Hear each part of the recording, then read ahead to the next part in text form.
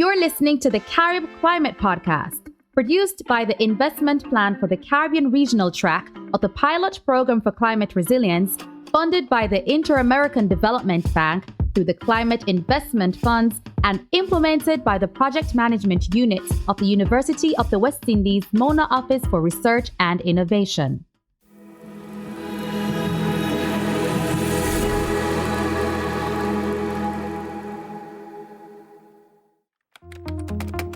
In the world of climate planning, data is the compass. Climate data helps us to plan for natural disasters, assess the current state of environment resources, and make projections of impacts to better respond to future threats. In this episode of the CaribClimate podcast, we hear from Jayaka Campbell, climate modeling consultant and representative from the Climate Studies Group Mona. The Climate Studies Group is the Caribbean Regional PPCR's implementing partner, working to improve the availability of more relevant climate projections for the Caribbean. Why is it important to get climate data at scales relevant to the Caribbean? Well, first and foremost, the islands in the Caribbean represent some of the countries amongst the most vulnerable to climate change. And at scales to them mean you're capturing their complex terrains and you're trying to get information that matches their small size. Typically, what is produced for the globe and typically what was produced for the globe used to be at scales that gave everywhere across one of these smaller islands as one single value. And when you're trying to get information matching those scales, you want to actually discern what's happening on the East Coast versus the West Coast, what's happening inter-parish and intra-parish. And you want to actually determine what's happening at sometimes even the community scale. And that is what the effort was about. Before region-specific data was possible for the Caribbean, how were climate scientists able to extract the relevant data? Well, there are several techniques that are available and are used. One technique that could be used to take that global scenario down to the scale of the Caribbean is statistical downscaling. What we employed for this project primarily was dynamic downscaling, and that employs computer models. Now, everything within the atmosphere, most phenomena within the atmosphere can be expressed using a physical equation. And if it can be expressed using a physical equation, you can then actually express that in a computer model, because when you look at the atmosphere is considered to be a 3D space, or in some instances a 4D space. You have your X, your latitude, your longitude, your height, and you also have time. And when you put those things together, you can actually use computer models to solve those equations. And when you solve those equations, you can actually look at what rainfall is, what temperature is, and that's how we did this round of it. Climate data acquisition for the Caribbean has enhanced significantly since the regional PPCR project. Jayaka gives context to the data challenges experienced before the PPCR. What makes this possible now in the Caribbean? So I have to tell you a story, and the story is going to just hopefully take you along a journey. And at the end of that journey, I'm hoping that you can understand where we're at now. So if you go back 20 years, and 20 years ago when we started this process, the Caribbean, if you looked at any global document or any climate change document that was produced for the Caribbean, especially from the Intergovernmental Panel on Climate Change, the IPCC, what was listed was that the Caribbean, was a dearth of information, which means no information, very little information existed for the Caribbean or at even scales for the Caribbean. And what happened was that, there was a gap. And when you take on scientists or scientists looking to the regional good, that gap and the importance of climate to the region, because if you look at the Caribbean, there is almost absolutely no economic sector that is not impacted by climate and climate change. So it means you take tourism, you take your agriculture, you take all of that. So, and even our daily livelihoods are tied to climate. An interesting thing to think about is within the region, if it rains in the morning from 4 to 10 o'clock, the question is how many persons go to work. So climate is invariably tied to all our activities within the region. And that became something important. If on a global level, there is nothing there to say what's going to happen to the Caribbean in the next 30 years, in the next 60 years, in the next 100 years, that then became something we had to tackle. but their computational resources were not there, and the human capacity was not there to undertake this endeavor. So 20 years ago, that's where we started. When we started with scenarios, and when I say scenarios, I simply mean, you're looking at all the future possibilities. You can say, and they're equally plausible. I like taking into the Caribbean context, talking about rice and peas. So it's a Jamaican Sunday dish, and you think about it, and you take the same ingredients. You take your water, your rice, your peas, and all your seasonings. But depending on how you mix those together, you can end up with salt peas and rice, or you could end up with fresh peas and rice, or you could end up with the sweetest, the nicest, almost well-balanced meal. And all those things I'm talking about would have been a scenario. What if I use this, more of this? What if I don't put enough water? What if I use too much butter? What if instead of coconut milk, I tried something else? And when we talk about scenarios, what we're talking about are those what if scenarios. What if our world became more fossil intensive? What if our world became an environmentally friendly and sensitive world, which means those things would affect the emissions that go into the atmosphere and then affect our overall climate. So with that said, when we actually looked at it, we started with the scenarios that the IPCC, the rest of the world, was moving away from. And it took us years to get those runs completed. But when we got them completed, it provided us with an avenue of actually storing at scale what was happening in the region. And it took us some years to catch up. And thankfully, that when the PPCR project got started, what happened was one of the initiatives was to actually try to address that computational deficit that was within the region. And what it afforded was a small, high-performance computing cluster, where it usually take us a year to run 30 years. It would now take us a month or 3 months to run that 30 years of data. So it afforded us to catch up to the globe. How are Caribbean climate scientists now able to conduct climate modeling at scales relevant to the region? Here's a picture of the climate simulation. There are two things that occur. One, we actually, you have the historical past, and that is taken. What we do is that we take the globe, what the globe has, what the global centers have as our projected climate change, and we take that and we run that through the dynamic models, the computer models, to actually, if you look at it, it's almost, let's say they take a camera that is a 1 megapixel camera, and then you take that and you try to digitize that using a 20 megapixel camera. So you are now trying to get more detail out of that image for the region. So instead of actually taking, a photo using something that you couldn't get that much detail for the region, we are now taking that and then providing more detail for the region. The project provided a supercomputer, the scientific platform for applied research and knowledge sharing, S.P.A.R.K.S, the game changer in advancing climate research for adaptation planning, which, to the delight and relief of Caribbean climate scientists, crunches climate data in half the time. What we started out with is, and the easiest way to think about it is, think about what your computers are now, and then think about what your parents had to use for computers. If you try to use some of the software you're using now on your parents' computers, it wouldn't work. Another way to think about it is Jamaicans have a term for the Nokia 3310. They call it a bangers. And it's similar to that, and then you take away and you have a more updated Android phone. That's the difference between what we had and what we have now. So what we have now has more power.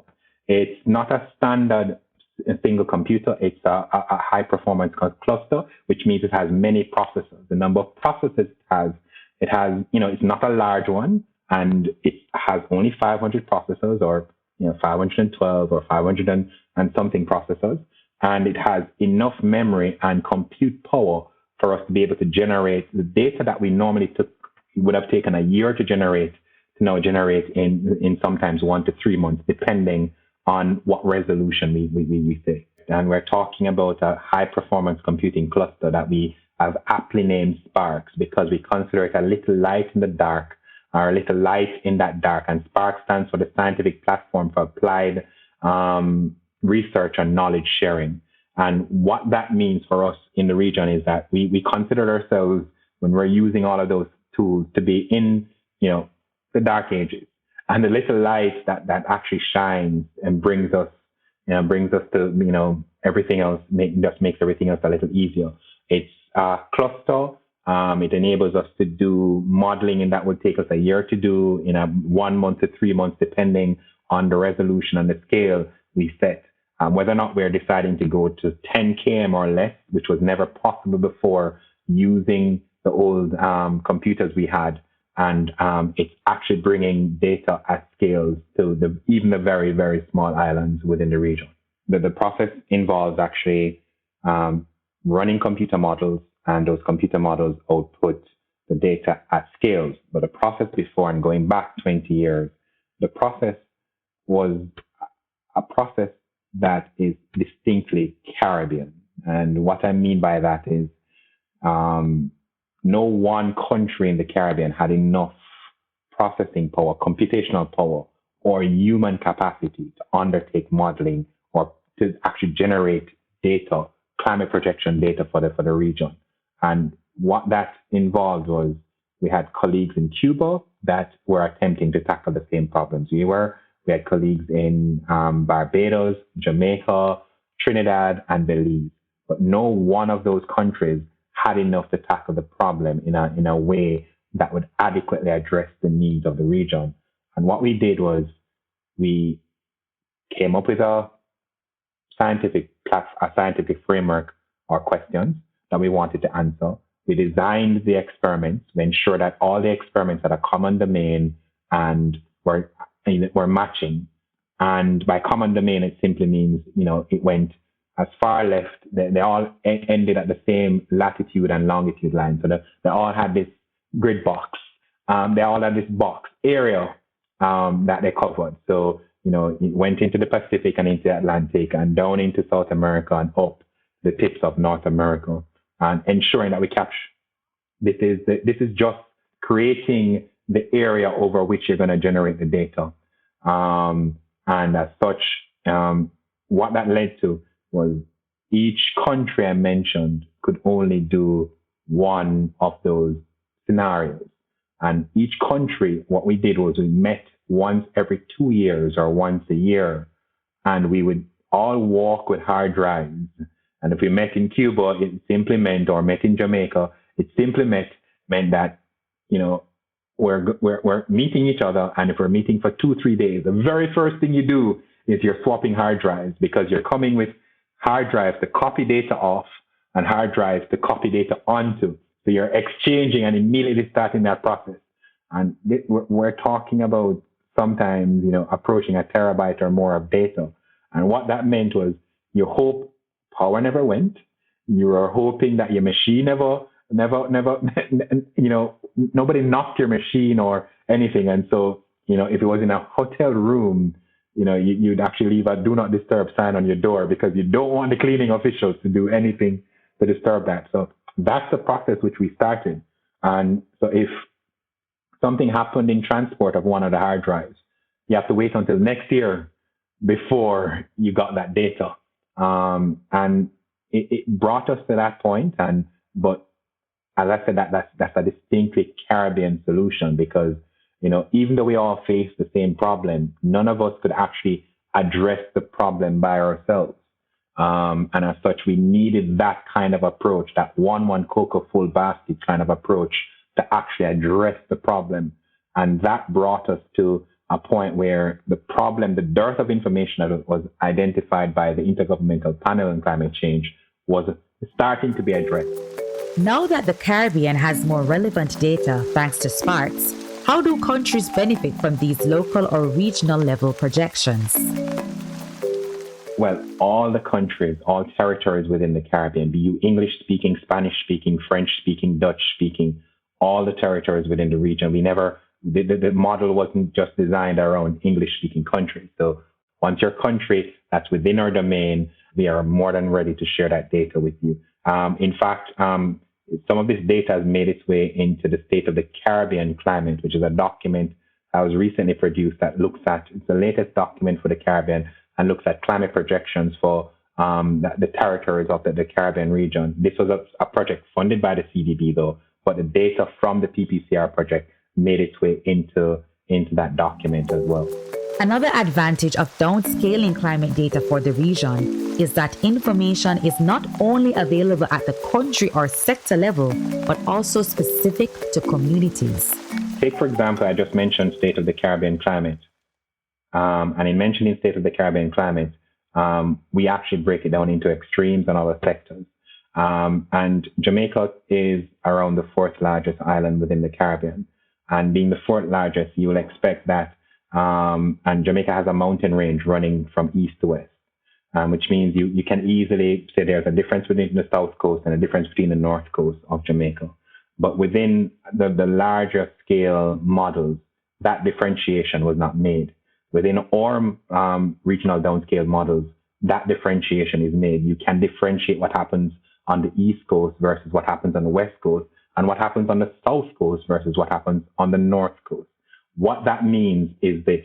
It simply means you can now get almost community level data where your community is not the same as every half of Jamaica, because your climate for your community is a little bit different, because you are possibly on the shaded or sheltered slope of a mountain range, which means you don't get as much rain as the other side of the mountain. And that distinction is very important, because it then can advise planning. When should I actually know in my development strategies, where should I put my emergency supplies, or where should I put my dams or other things for water? What area should I actually reserve for agriculture? And what area should I set aside to just remain a natural watershed? Another important output of the project was the development of a regional coastal zone integrated management system. We call it RCIMS. So RCIIMS, RCIMS. So what happens is there's a platform, and you basically are looking at all your coastal resources, and you want to get to a point of being able to better manage your coastal resources. You're looking at where you may have loss of your coastal resources, where it may be challenged by other things, by other climatic features and changes. And you're just creating a database of all of these things. And what happens is now that will identify to you where issues exist and how it is that you can actually now plan ahead and actually avoid possible disasters or vulnerabilities or exposures where you're not exposing yourself to greater risk. How has the storage capacity been supported for these systems? S.P.A.R.K.S is almost having its second lease on life, because when it just came, they gave us 500 terabytes of storage, something we never had before within the region. What that means is that imagine your standard thumb drive or your standard hard drive, and there's something, if you have most people have a 500 gig or 1 terabyte. Imagine 500 times that storage. I exhausted that storage in 2 years. And as such, I had to, given what was happening and given what was being designed, they expanded that to get us to the point of 1 petabyte, which is 1 million times what it was. So it is still there, and the storage considerations are there. But one of the key things to think about is this. There was a dearth of information at 20 years ago. And as we're progressing and as we're looking at it, one of the things we don't want to do is that as we are now expanding to include the sectors, we're expanding to include health, we're expanding to include economics, different sectors may have different needs for particular variables. Within a climate realm, we tend to focus on probably 4, 5, or 6 variables, maximum 10 variables. Another major outcome for this component was the Caribbean Regional Ensemble Sharing Tool, S.P.A.R.K.S, developed to make modeling data accessible. How does this tool work? All of the data we have, once it concerns extremes, that is going to be shared on that platform. So we're looking at your extreme wet days, so looking at a climate change context, what does that mean for your extremes, meaning your extreme in temperatures and your extremes in rainfall? So primarily two things we're looking at. One of an additional thing I must include is that we've been trying to pair climate modeling with as many sectors as possible. So, your economic forecast, you should make just this year. You can also project, if it is in 50 years, we're going to experience more Ivan-like storms. What does it mean? If it is in the future, we're going to get these periods of long with no rainfalls, and then suddenly you have these these periods where you're experiencing so much rainfall that everything seems to be getting damaged. What does that mean? So if you can put a financial cost to that, we have the science, we have what those things are in terms of a number, but if you put an economic cost to that, then planning and adaptation and even a little bit of mitigation can come into play. So it is trying to, one, address that dearth, two, trying to pair with as many sectors so the information becomes relevant, not just to the scientists, but to the economists, the person in health, the person doing agriculture, the person doing water resources, hydrology, even the human impacts and human settlements. Because if you stop to think and you think sea level rise or you think storm surge, immediately you're now getting into the realm of, houses and other things being challenged. The Climate Studies Group is working to enhance the user experience for C.R.E.S.T. to ensure that different sector users will be able to access data according to their needs.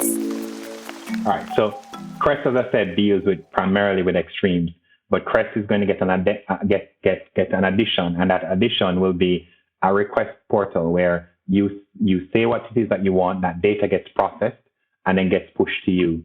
And when I mean process, remember we have this vast volume of data and it exists in a raw state. It's not existing in a state that's readily available to be used. And so some processing has to be has to be done. And once you make that request, the processing will be done. You'll have data to download and do whatever you want to do. But C.R.E.S.T is primarily to actually showcase the extremes for the region. With big data comes big challenges.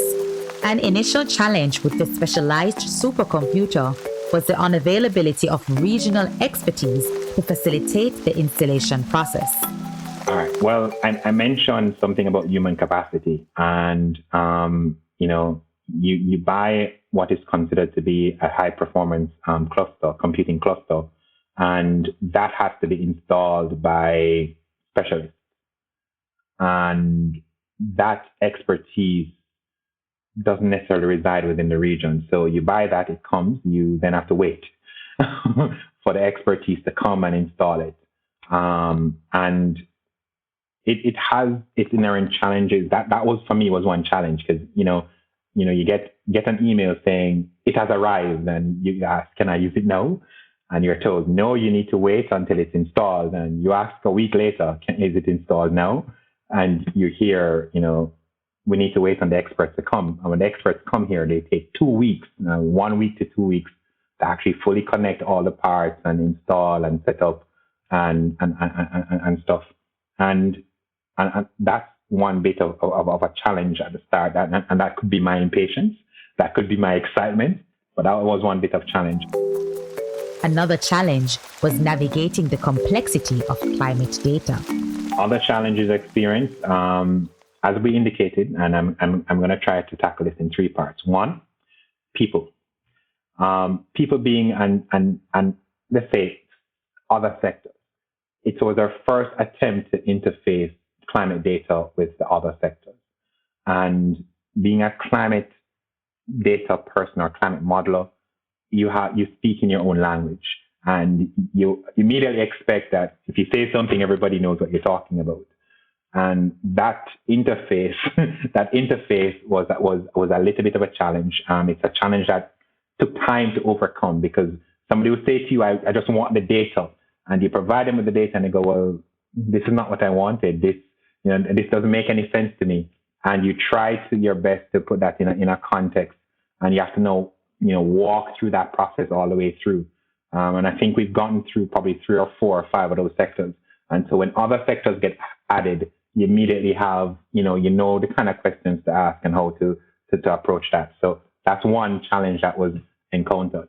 Another challenge that was encountered was actually where we actually generated too much data too quickly. It was, as I said, S.P.A.R.K.S is now experiencing its second lease on life because we got to the point of actually using up all the space that was there by generating all those runs and experiments. And so now it's time for us to actually go through the process. We started analyzing and we started the post-processing. It's now time to actually analyze as many of those runs as we experiments as we've done. So we got to that point where we generated things too quickly. What were some of the lessons learned from the experience of improving availability of the relevant climate projections for the Caribbean? Firstly, that not everybody speaks climate. I know it should have been a lesson I learned before, but interfacing, even when you found somebody who said, well, they're looking to pair climate and health or climate and agriculture, they knew their area and you knew your area, and that interface never existed for the region before. So for me, that has been a massive learning experience, that interface being, how do we get the climate data into the agricultural model?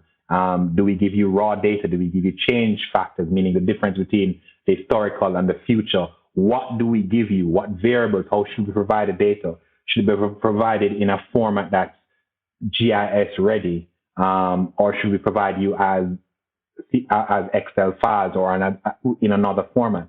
So that process to me has been the greatest comfort, because we can now easily interface with other sectors, and the information is now to the point where it's relatable to people. You can see crop yields, what crop yields are going to be like. You have things for livestock. People can now, you can now look at what happens, what climate change does to crop yields, or what climate change does to water availability. So there is some quantifier that is outside of the climate domain that people can actually relate to.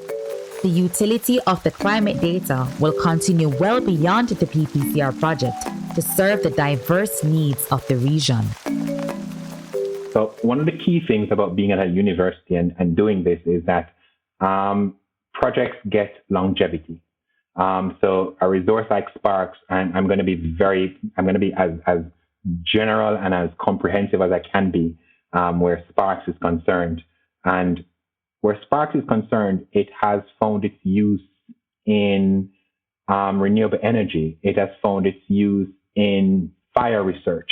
It has found its use in a wide varying number of fields. Computing, what I'm talking about are other users on the S.P.A.R.K.S platform that are not climate modelers, other persons who required a high performance cluster or some kind of cluster to do experiments or do research, that now have that cluster without interfacing with what happens with the climate experiments. They can now perform their experiments, do their research on that platform. And this is something that's already currently happening, and I don't see this ending going into the future. The other platforms, again, are housed by the university. And given the fact that they're housed by the university and they have data that's still applicable to research and data can be added in the future, I easily see these actually being entrenched in what our lives are at the university or within the region. The CaribClimate podcast is produced by the Investment Plan for the Caribbean Regional Track of the Pilot Program for Climate Resilience, funded by the Inter-American Development Bank through the Climate Investment Funds and implemented by the Project Management Unit of the University of the West Indies Mona Office for Research and Innovation. The CaribClimate podcast, using data to make climate resilience greater.